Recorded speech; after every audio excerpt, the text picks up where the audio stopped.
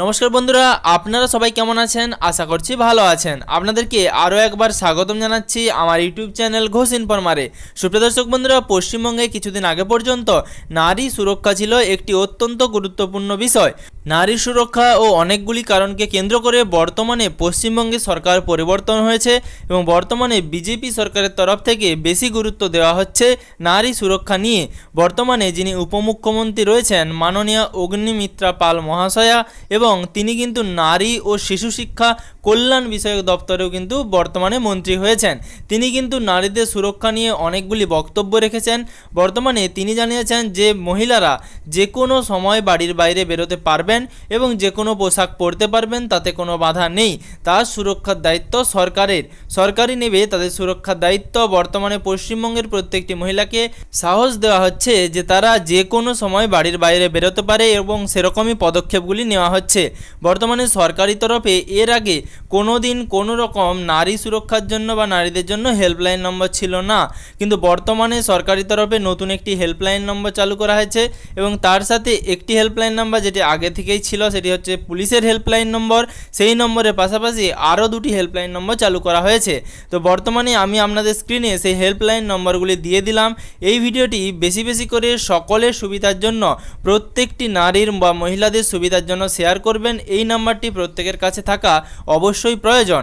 এবার এই নাম্বারগুলি কিভাবে কাজ হবে, ধরুন আপনি একজন মহিলা এবং আপনি রাত্রিবেলা বাড়ির বাইরে বেরিয়েছেন এবং মনে হলো আপনি বিপদে পড়তে পারেন। সেক্ষেত্রে যখন আপনি ওমেন হেল্পলাইন নাম্বার বা মহিলা নিরাপত্তার যে হেল্পলাইন নাম্বার সেটিতে কল করবেন, তখন সরাসরি সেই হেল্পলাইন নাম্বারের মাধ্যমে সরাসরি আপনার যে কাছের একটি হেল্পলাইন নাম্বারের যে ক্যাফে আছে বা হেল্পলাইন নাম্বারের যে ক্যাম্প আছে সেখানে কিন্তু কল লাগবে। তারপর সেখান থেকে কিন্তু কল অটোমেটিক ট্রান্সফার হবে আপনার পার্শ্ববর্তী থানার কাছে।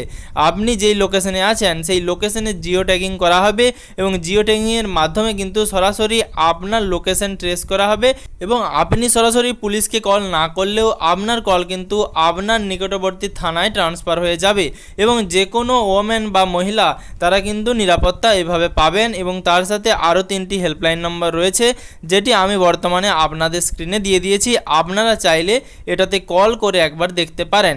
এবার সুপ্রিয় দর্শক বন্ধুরা, যারা এই ভিডিওটি দেখছেন, এই ভিডিওটি কিন্তু প্রত্যেকটি মহিলার সুবিধার জন্য বেশি বেশি করে শেয়ার করবেন এবং তার সাথে এই চ্যানেলে নতুন হয়ে থাকলে এরকম নিত্য নতুন আপডেট পাওয়ার জন্য চ্যানেলটিকে সাবস্ক্রাইব করে রাখবেন।